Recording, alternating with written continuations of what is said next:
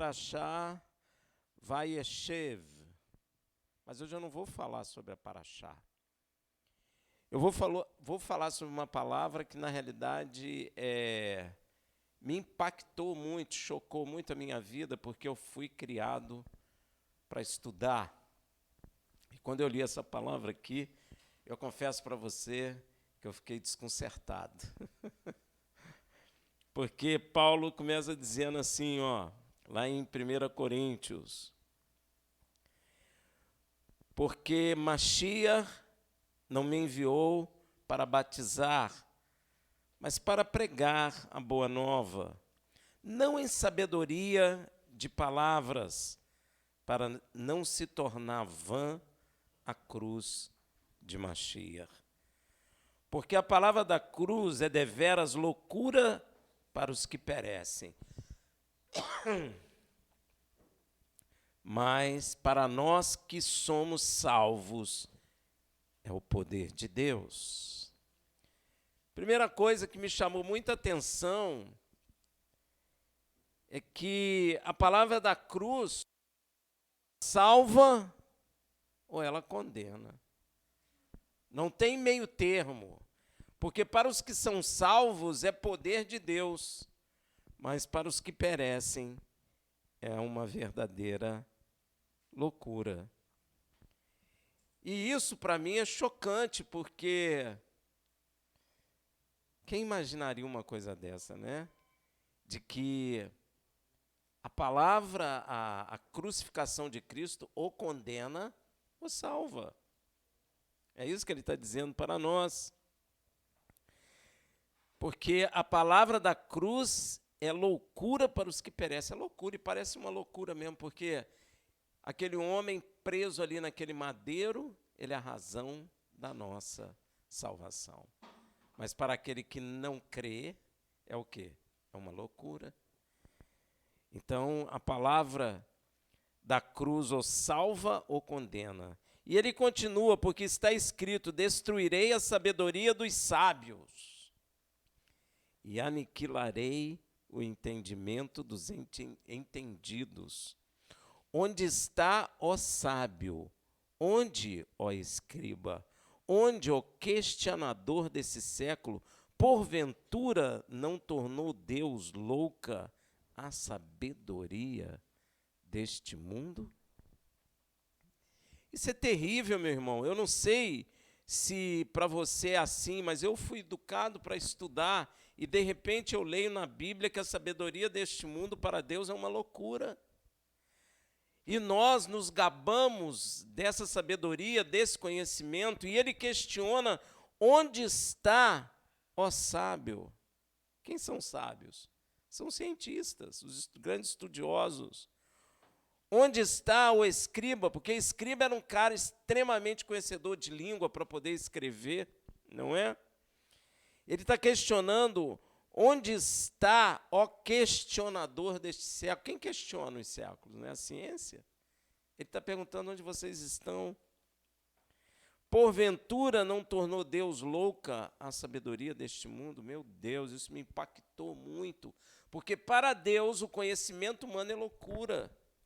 E você vai observar, conhecimento humano, ele nos atrai. Para nós, a educação que nós temos é que o conhecimento humano, a sabedoria humana vai nos levar a ser melhores. Existem conceitos filosóficos que dizem que quanto mais um homem conhece, melhor um homem fica. Mas Deus está dizendo que a sabedoria desse mundo é uma verdadeira loucura. Isso gera um impacto, não gera? Isso gera, gente, isso gera um impacto muito grande. E ele questiona onde está sábio, onde está escriba, onde, ó questionador desse século, porventura não tornou Deus louca a sabedoria deste mundo, visto como na sabedoria de Deus, o mundo pela sua sabedoria não conheceu a Deus, aprove a Deus salvar pela loucura da pregação os que creem. Isso é fantástico.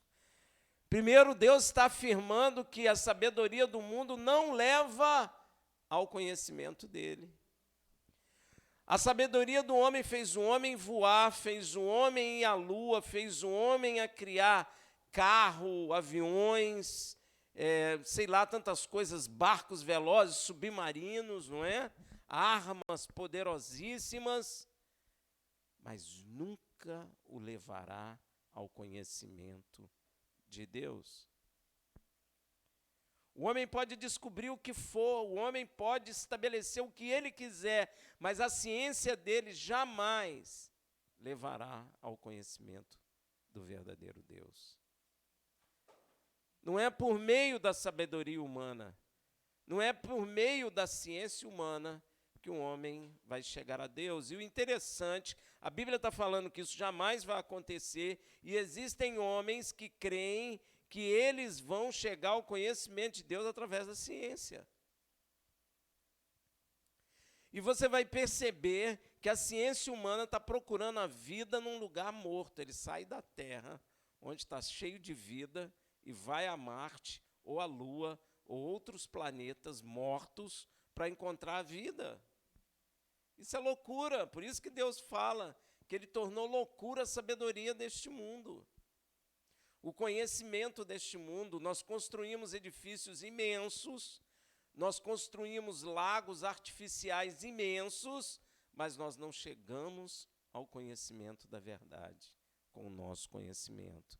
Então ele diz, como na sabedoria de Deus, o mundo, pela sua sabedoria, não conheceu a Deus, aprove a Deus salvar pela loucura da pregação aqueles que creem. E é uma loucura mesmo, né? Porque o cara sai pregando e falando que Jesus é o Senhor, que aquele que morreu no madeiro ressuscitou. Isso para o natural é uma verdadeira loucura. E Deus faz assim para confundir a sabedoria do mundo.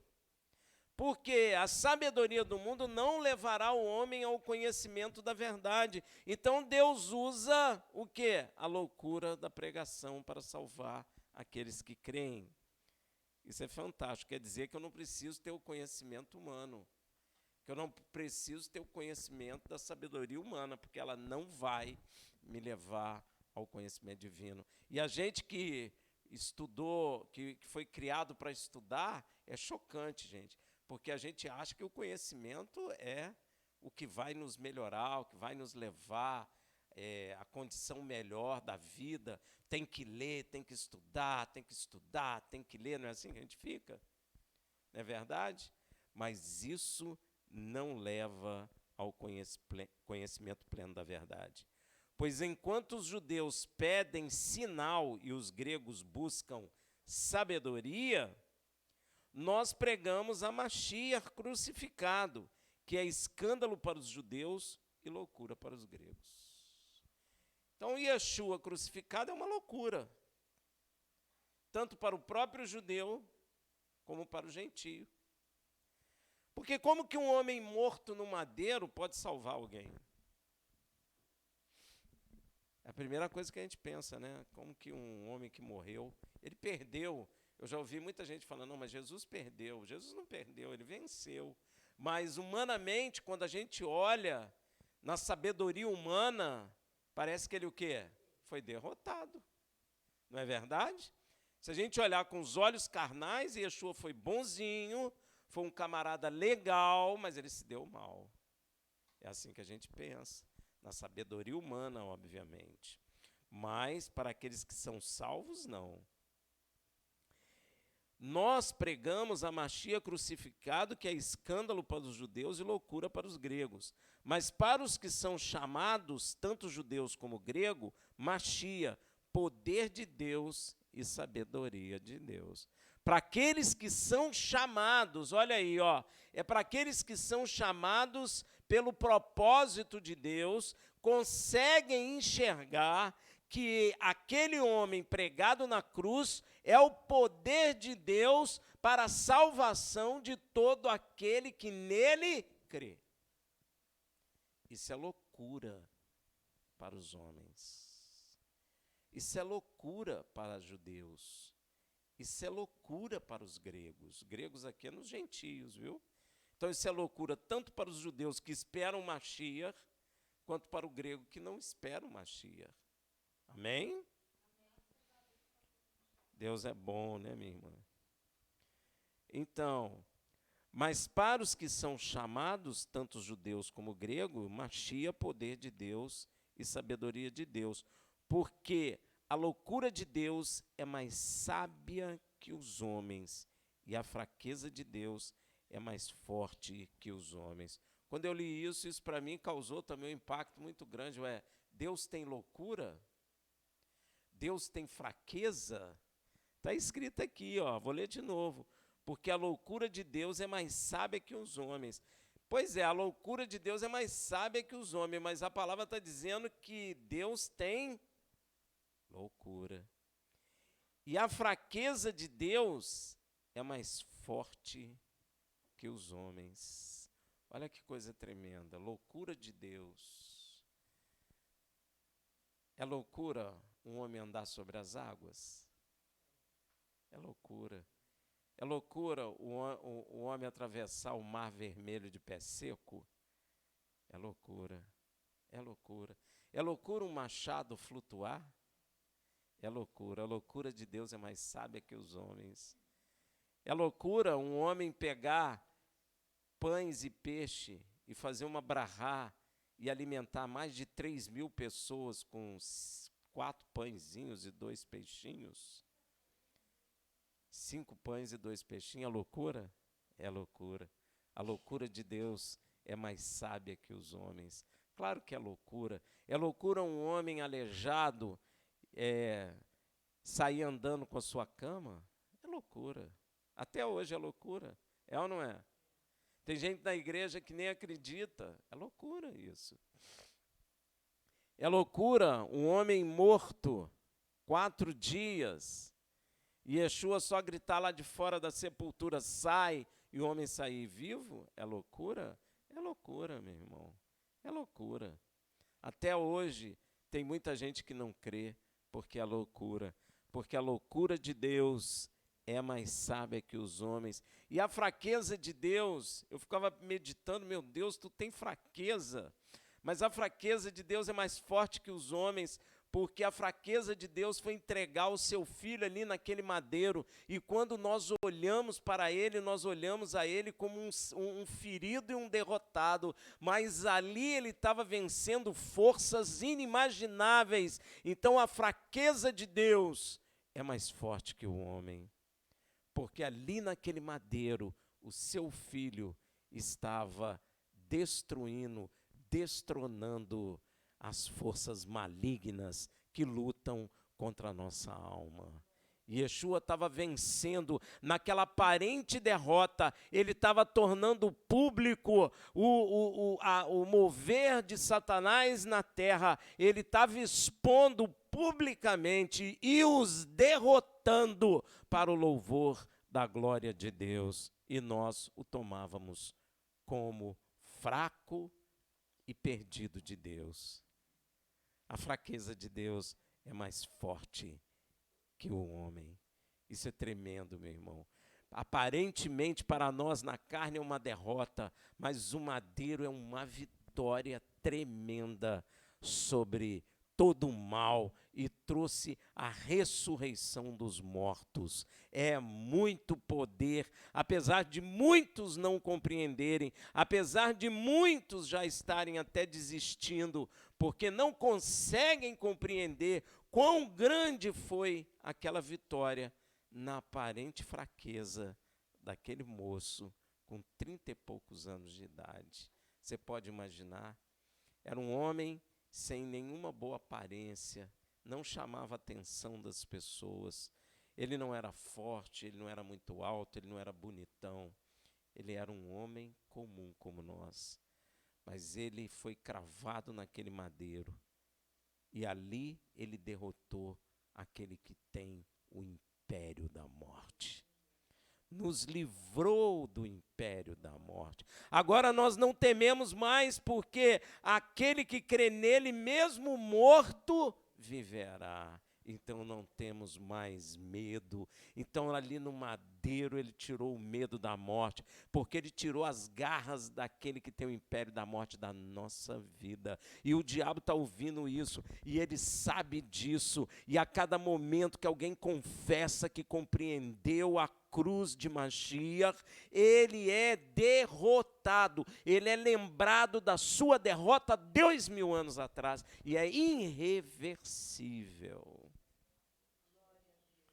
Então, naquela aparente fraqueza, não é? Se você estivesse assistindo ali aquele rapaz sendo chicoteado, humilhado, você ia falar, tadinho, tão bonzinho, estão fazendo maldade com ele, que gente ruim, ele perdeu, tadinho, não quero nem ser igual a ele, porque eu também não quero passar por isso. Mas naquela hora estava havendo a maior vitória que pode se ter na face desta terra. Ele derrotou o mal, expôs as obras malignas, desfez as obras malignas e trouxe a ressurreição vencendo a morte. Isso é uma vitória que jamais o homem verá de novo. Então, a fraqueza de Deus é mais forte que os homens. Se você for observar, Deus sempre pega o mais fraco para derrotar o mais forte. Olha Davi. Davi era fraco, derrotou o gigante, não é verdade? Israel era fraco e derrotou Jericó. Israel não tinha como sair do Egito, mas Deus tirou Israel do Egito, abrindo o mar, e Israel passou em seco. Então, Deus usa o fraco para confundir os fortes. E ele vai dizer isso aqui, ó. Porque, ora, vede, irmão, a vossa vocação, que não são muitos os sábios segundo a carne, nem muitos poderosos, nem muitos os nobres que são chamados. Olha que coisa. Não são mesmo os ricos, não são muitos ricos que são chamados para o evangelho. Tem? Hein? São poucos. Tem, mas é pouco, não é? Os sábios intelectuais, esses cientistas, esses caras que são catedráticos, que conhecem línguas e tudo, são muitos, são chamados? Não são, são poucos. Olha que coisa. Nem poderosos. Às vezes a igreja fica atrás dos poderosos aí, ela está menina. Ela fica buscando apoio dos poderosos, mas não são muitos os poderosos que são chamados. Olha aí, ó. Está vendo? Nem os muitos sábios, nem os poderosos, nem os nobres que são chamados. Pelo contrário, Deus escolheu as coisas loucas do mundo para confundir os sábios. E Deus escolheu as coisas fracas do mundo para confundir os fortes deste mundo. Então Deus pegou Davi, um menino de 17 anos, e derrotou um gigante guerreiro de quase 3 metros de altura, preparado em batalha, em guerra. Então o Senhor envergonhou ele com um menino de 17 anos. E Deus trabalha assim, viu, meu irmão? Deus trabalha dessa maneira. E Yeshua parecia um derrotado, mas ali ele estava obtendo a maior vitória que um homem pode ter. Amém? Então Deus escolhe as coisas ignóbeis do mundo e as desprezadas e as que não são, para confundir, para reduzir a nada as que são, para que nenhum mortal se glorie na presença de Deus. Então, a salvação e o que Deus faz, o que Deus opera na nossa vida, não é através da força da nossa carne. Nenhum mortal pode se gloriar diante de Deus, porque Deus não usa a nossa força, Ele não precisa disso. Ele pode levantar o morto, ele pode matar o vivo, ele pode derrotar o gigante, ele pode fazer o martelo flutuar, mas ele não precisa da carne humana. Amém, meu irmão? Ele não precisa do seu braço, ele não precisa da sua força, para que nenhum mortal venha a se glorificar diante de Deus. Mas vós sois dele, e em Yeshua HaMashiach, o qual para nós foi feito por Deus sabedoria e justiça, e santificação e redenção, para que, como está escrito, aquele que se glorie, glorie-se no... Quantas vezes eu já ouvi na igreja, eu estudei e eu passei, eu estudei muito e trabalhei, obrigado Deus, eu fiz isso, está se gloriando na carne. E Deus não gosta disso, porque a carne nada pode. Se Deus falar, morra, nós morremos. A carne não é do reino dos céus, e nós temos é que compreender que tudo o que fazemos, temos que dar graças a Deus, porque é Deus que nos fortalece para que nós possamos obter os bens, ou trabalhar. Não é porque eu sou inteligente, mas é porque Deus me ajuda, é porque Deus fortalece, é porque Deus sustenta. Por isso a palavra diz, nunca diga, eu vou fazer. Diga, se Deus permitir, eu o farei. É por isso, porque senão você se orgulha da sua carne, e a sua carne perece. Ela não dura por muito tempo. Amém, meu irmão? E eu, irmão, quando fui ter convosco, anunciando-os o testemunho de Deus, não foi com sublimidade de palavra ou de sabedoria. Aquele que ele quer dizer, não foi com sublimidade de palavras humanas e sabedoria humana que eu fui até vocês, não. Eu não fui porque eu sou um ex-fariseu, eu não fui porque estudei com Gamaliel, não foi por isso que fui até vós. Olha aí, é isso que ele quer dizer.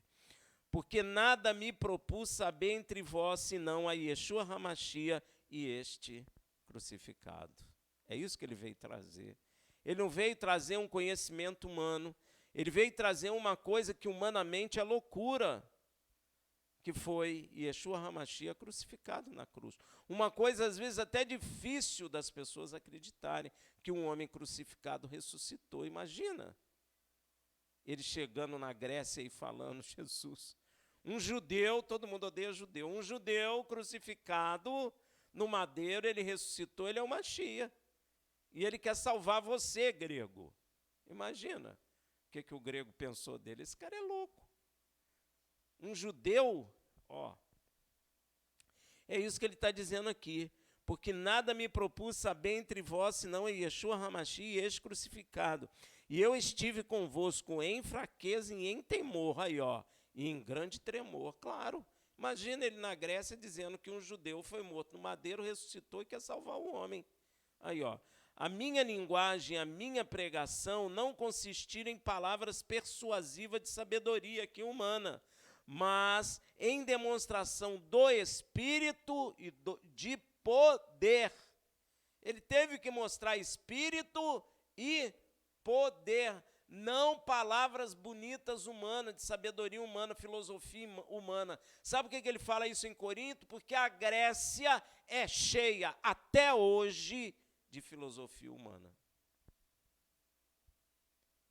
E se você observar, isso partiu para o mundo inteiro. Até as universidades hoje estudam, né, os filósofos gregos. E isso solidificou em todos os cantos da terra.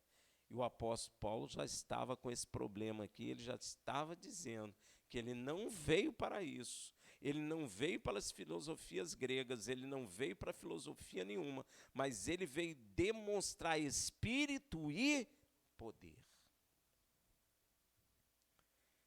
Para que a vossa fé não se apoiasse na sabedoria dos homens, mas no poder de Deus. Olha que coisa tremenda. Desviando a fé é sinal que você pode colocar a sua fé na sabedoria de homens.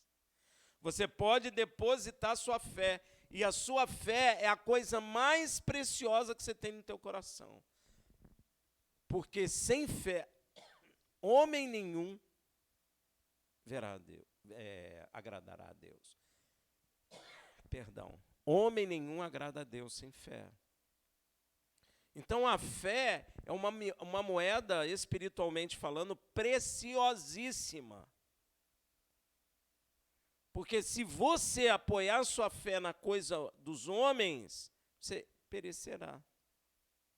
Por isso que o Paulo teve cuidado. Ele estava indo para um lugar que só tinha filosofia, E você sabe que hoje eu encontro pessoas confundindo as coisas de Cristo com filosofia? E ele já teve o cuidado de dizer, não é filosofia, eu não vim com sabedoria humana. Eu vim com espírito e com poder para que a vossa fé não se apoiasse em coisas humanas. Porque se tua fé apoiar em coisa de homem, tu perecerá. A pregação da cruz não é uma filosofia. O cristianismo chamado hoje não é uma filosofia, mas é o poder de Deus para salvar todo aquele que crê, judeu ou grego. E nós precisamos tomar cuidado, que entre nós existem pessoas que veem essas coisas como filosofia. Apenas a pessoa se agrada da filosofia. Mas o apóstolo Paulo chama a atenção, não é uma filosofia, é espírito e poder. Fala da verdade e pode salvar tanto judeus quanto gregos.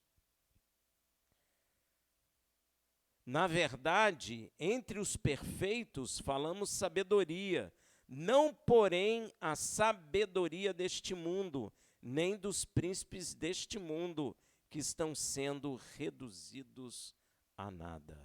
Ó, o que ele está dizendo? Sabedoria, mas não é a sabedoria deste mundo. Não é o conhecimento filosófico deste mundo, não é o conhecimento da ciência deste mundo, não tem nada a ver com as coisas deste mundo, porque as coisas deste mundo serão aniquiladas. Não é deste mundo. A salvação vem de Deus, vem do céu, não foi produzida aqui na terra. Não tem a ver com a filosofia, seja lá cristã, judaica, grega, não tem nada a ver com isso, tem a ver com a vontade de Deus no céu. A salvação é um propósito, é um feito estabelecido por Deus. E não pelos homens. Não foi um homem inteligente aqui que criou isso. Nenhum homem imaginaria uma coisa dessa. Por isso que ele diz que Deus pega as coisas que não são para destruir as que são. Não foi um homem que criou isso na terra. E quantos dizem aí que é? E quantos dizem que o escritor tal pensou em dizer tal coisa? A palavra de Deus, ela é de inspiração divina. Não foram homens que estabeleceram coisas e escreveram coisas. Mas foi Deus que inspirou homens. Quando você lê a Bíblia, você não está lendo sabedoria humana, você não está lendo filosofia humana, você não está lendo coisa que foi gerada no coração do homem, mas você está lendo coisa que foi gerada em Deus. É diferente. É completamente diferente. Por isso Paulo está falando, na verdade, entre os perfeitos, falamos sabedoria, não porém a sabedoria deste mundo, nem dos príncipes deste mundo que estão sendo reduzidos a nada. Como que algum homem, algum príncipe pode ter criado uma coisa dessa? Mas falamos a sabedoria de Deus em mistério, que esteve oculta, a qual Deus pré-ordenou antes dos séculos para a nossa glória.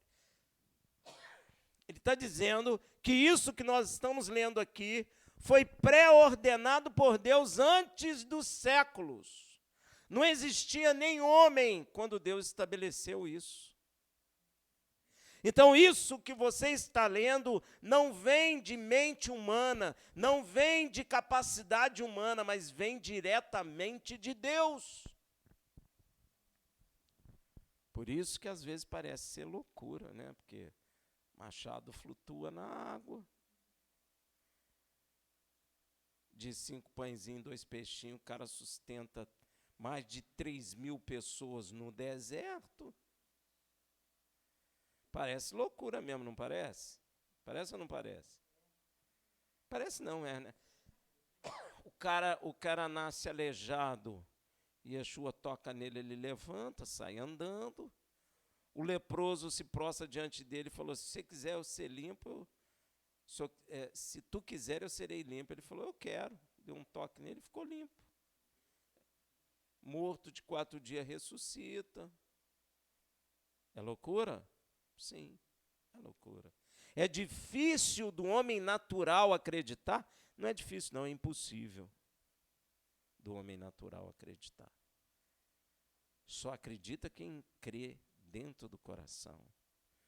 Só é aberto para aqueles que dizem, não, isso é de Deus, eu quero. Aí o Senhor abre teu coração para entender. Mas que a loucura é. Vê se pode, o profeta vai andando e o outro fala assim, eu quero porção dobrada. Aí o profeta diz, se tu me vê saindo, tu receberás. Difícil coisa me pedis. Aí vem carros dos céus, redemoinho, o carro passa, o redemoinho leva o profeta vivo e ele desaparece. Gente, isso é loucura. Isso é loucura. No mínimo pensaram, pô, mataram ele lá e jogaram ele em algum lugar.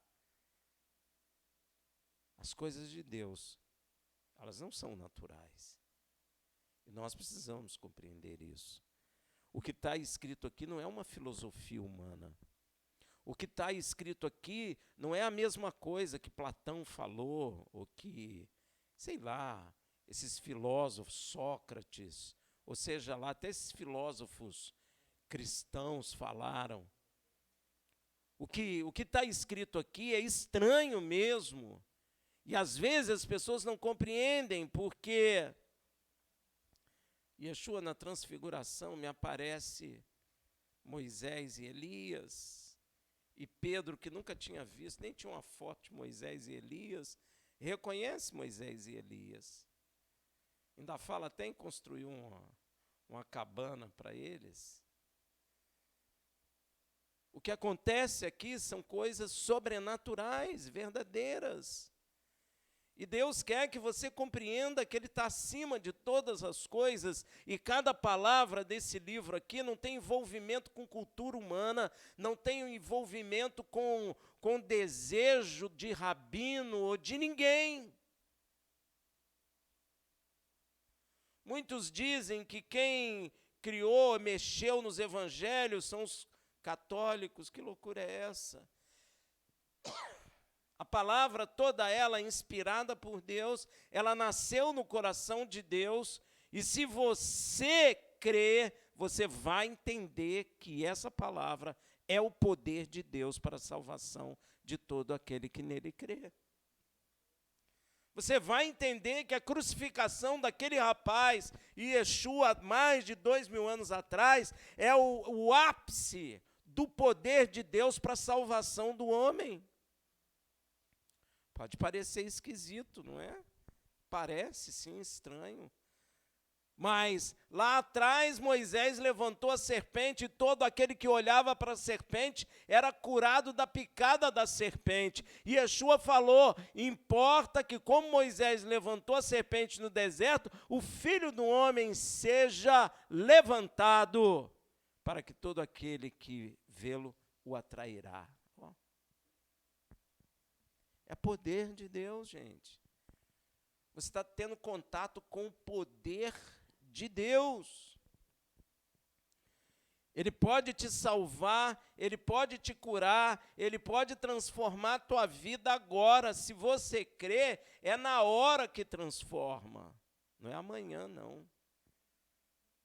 Se você entender que essas maravilhas foram geradas em Deus. A cada palavra que você está lendo aqui, meu irmão, foi gerada no íntimo do coração do Criador. Cada palavra que está nesse livro, meu irmão.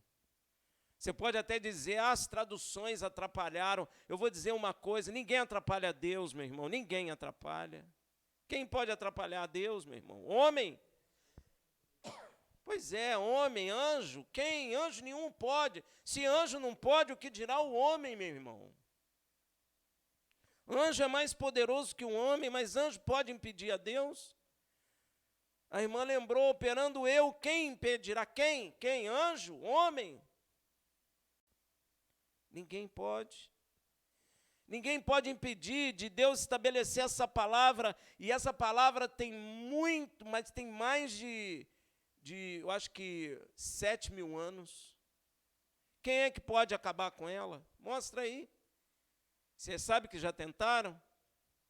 Já tentaram queimando, já tentaram matando, e ela está aí, ó. E interessante que ela não tem ninguém financiando ela, gente. Isso aqui é muito estranho. Porque um livro para sair precisa de quê? De muito dinheiro. Nunca faltou Bíblia na terra. O homem pode estar em guerra, o homem pode estar como estiver na miséria, mas sempre tem Bíblia. Sempre tem, meu irmão. Que seja uma Bíblia velha, mas tem. Sabe o que é isso, meu irmão? O poder de Deus. Porque isso não foi gerado nas entranhas dos homens. Isso foi gerado nas entranhas de Deus, vamos dizer assim. Isso foi gerado no mais profundo do seu coração. Ninguém pode impedir, isso foi planejado por Ele. E se isso alcança teu coração, é porque Ele quer que isso aconteça. Porque Ele quer te salvar. Porque Ele tem coisas que nem olhos viram, nem ouvidos ouviram para lhe dar. Ele quer dizer que essa vida na carne, ainda que ela esteja acabando, Ele tem vida, e vida em abundância para nos dar. E ainda que venhamos a morrer, e é sobrenatural mesmo, ainda que venhamos a morrer, nós voltaremos vivos para o louvor da glória de Deus, porque foi Deus que estabeleceu isso. A vida está nele, não está em Marte, não está nas estrelas, como eles falam. Até acho interessante, ele sai da terra, um lugar cheio de vida. A gente encontra a vida até numa poça de água, no meio da estrada, sei lá. Ninguém passa lá, tem uma poça de água, tem vida lá. O cara vai buscar vida em Marte. Isso não é uma estupidez? É ou não é? Hein, gente? Você tem medo de dizer? Eu não tenho, não. É ou não é estupidez? Claro que é. Eu saio do lugar que tem vida e vou num lugar onde não tem vida para procurar vida, isso para mim é estupidez. Ah, mas a gente quer saber a origem da vida. Pois é, mas onde que um lugar que tem vida foi gerado por um lugar que está morto? Você procura vida no cemitério, gente? Pois é. Você tem um cemitério e tem um prédio cheio de gente. Onde você vai procurar vida? No prédio, né? Cheio de vida, não no cemitério. É a mesma coisa, meu irmão. Você vai procurar vida onde? Em Marte ou na Terra? Deveria ser na Terra, né, meu irmão? Mas não é, o homem está cego.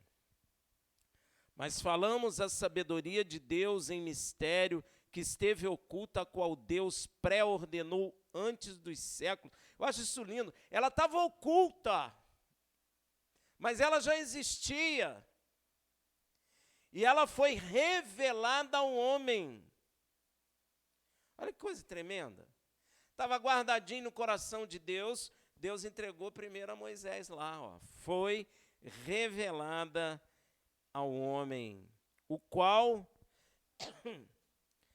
a qual nenhum dos príncipes deste mundo compreendeu, porque se a tivessem compreendido, não teriam crucificado o Senhor da glória. Então ele foi crucificado porque ninguém o compreendeu. Ele foi morto por causa dos nossos pecados, porque nós não o compreendemos. Ele falava a verdade e a gente tinha ele como mentiroso. Ele falava que era filho de Deus, os outros não acreditavam. Falava que ele blasfemava, não é? Então, a sabedoria deste mundo não o compreendeu e o matou. Deu para entender, gente? A qual nenhum dos príncipes deste mundo compreendeu, porque se a tivesse compreendido, não teria crucificado o Senhor da glória. Então, ninguém compreendeu o quê? A verdade que Deus revelou na palavra. Porque a verdade que Deus revelou na palavra fala de quem? De Yeshua. E se as pessoas tivessem compreendido, não teriam crucificado o Senhor da glória. Como não compreenderam, crucificaram o Senhor da glória. Mas como está escrito, as coisas que olhos não viram, nem ouvidos ouviram, nem penetraram no coração do homem, são as que Deus preparou para os que o... Quem ama a Deus aí?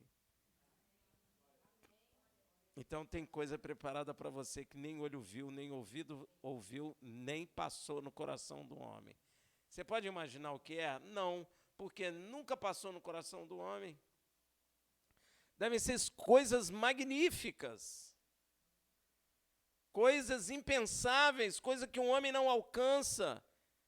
Então Deus é poderosíssimo e às vezes a gente coloca as coisas no nível mais baixo da carne e a gente começa a ver as coisas só com os olhos carnais, mas Deus tem coisa preparada para nós que você nunca imaginou. E nem vai imaginar agora. Porque está escrito, coisas que olhos não viram, nem ouvidos ouviram, nem subiu o coração do homem. Você não tem como imaginar o que é. Você não tem capacidade. Eu não tenho capacidade. Então, meu irmão, enche seu coração de júbilo e de alegria, porque Deus tem coisas para você que você nem imagina, surpreenderá você em todos os aspectos. Surpreenderá cada um de nós em tudo. Nos alegrará no mais profundo do nosso ser quando nós recebermos essas coisas que Deus tem preparado para nós. É coisa tremenda, é coisa grande, é coisa poderosa, é coisa maravilhosa, é coisa preciosa, é coisa que há de preencher todo o teu coração, que vai alegrar e trazer gozo que transborde o teu coração. São coisas magníficas. Se você não tinha esperança de nada, meu irmão, lança fora esse impedimento carnal e começa a pensar nas coisas que são dos céus. Porque é coisa que vai fazer você esquecer toda a vida na carne, que vai te alegrar no mais profundo de um ser, que vai trazer júbilo, alegria, festa, gozo. E, sobretudo, a eternidade. É coisa tremenda. As coisas que os olhos não viram, seus olhos nunca viram, nem ouvidos ouviram, nem penetraram o coração do homem, são as que Deus preparou para os que te amam. Olha que coisa, meu irmão. Você não vai imaginar nunca o que é. Não adianta você ficar tentando adivinhar. Você não vai adivinhar o que é. Porque são coisas tremendas, porque Deus nos revelou pelo seu Espírito, pois o Espírito esquadrinha todas as coisas, mesmo as profundezas de Deus.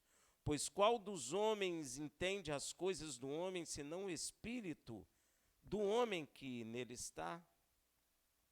Assim também as coisas de Deus, ninguém as compreendeu, senão o Espírito de Deus. Ora, nós não temos recebido o Espírito do mundo, mas sim o Espírito que provém de Deus, a fim de compreendermos as coisas que nos foram dadas gratuitamente por Deus, as quais também falamos não com palavras ensinadas pela sabedoria humana, mas com palavras ensinadas pelo Espírito Santo, comparando coisas espirituais com espirituais. Ora, o homem natural não aceita as coisas do Espírito de Deus, porque para ele são loucura, e não pode entendê-las, porque elas se discernem espiritualmente. Coisa espiritual só pode ser entendida no Espírito, meu irmão. Você não vai conseguir entender coisa espiritual na carne. A ciência humana não vai conseguir compreender coisa espiritual jamais. Porque as coisas espirituais, elas só são discernidas, entendidas espiritualmente. Ah, mas tem um fulano de tal que é estudioso, inteligente, problema dele, ele não vai entender. Você vai notar que tanto você pode comparar Paulo e Pedro. Pedro, Cefas, era um homem pobre. não deveria ser um homem culturalmente estudado, vamos dizer assim. Ele era um pescador, era um homem mais rude. Se você conversar com um pescador, você vai ver. O Paulo não, o Paulo era um cara de recurso, um cara instruído, aos pés de Gamaliel, e falava várias línguas. Ele era um cara extremamente culto. E você vai ver que Deus fez isso aqui, ó, trouxe esse do alto para baixo, trouxe esse de baixo para cima. Amém? Pedro, ao falar, 3.000 almas se converteram. E Paulo levou a verdade aos 4 cantos da terra. Então você pode ter certeza que tanta sabedoria que foi derramada no coração de Paulo é a mesma sabedoria que foi derramada no coração de Pedro. E ela não depende nem do conhecimento humano e nem do desconhecimento humano. Só importa se ele tem um coração aberto para que a sabedoria do céu possa descer e possa transformar as vidas. Deu para entender, meu irmão? Não adianta a sabedoria humana, porque as coisas espirituais, elas só se discernem espiritualmente. E a sabedoria que vem do céu é pacífica, mansa e cheia de misericórdia. Amém? Quando a sabedoria começa a se colocar acima de todos, porque você conhece, isso é carnal, e isso precisa ser derrubado em nome de Yeshua, porque isso não é de Deus. Porque a sabedoria que vem do alto, ela é pacífica, amorosa, cheia de misericórdia, tratável, é boa, não é? Tudo que vem de Deus é bom demais. Então, meu irmão, me deu muita vontade de falar dessa palavra, que essa palavra, como um todo, gerou impacto na minha vida, porque eu fui educado para estudar. E quando eu vi que a sabedoria deste mundo de nada adiantava, foi um choque muito grande para mim. Você não tem ideia como foi chocante isso, saber que existe uma outra sabedoria, que é a sabedoria de Deus. Ao mesmo tempo que foi impactante, foi gratificante, porque a gente conhecer a sabedoria de Deus não tem igual. É maravilhoso, porque Deus criou todas as coisas. E você pode ter certeza que a sabedoria de Deus não depende do que você conhece carnalmente. Só depende de você abrir o seu coração para que ele possa derramar da sua sabedoria em nome de Yeshua. Amém? Ora, o homem natural não aceita as coisas do Espírito de Deus, porque para ele são loucura, e não pode entendê-las porque elas se discernem espiritualmente. Mas o que é espiritual discerne bem tudo, enquanto ele por ninguém é discernido. Pois quem jamais conheceu a mente do Senhor para que possa instruí-lo? Mas nós temos a mente de Mashiach. Amém? Glória a Deus, que o Eterno nos abençoe em nome de Yeshua.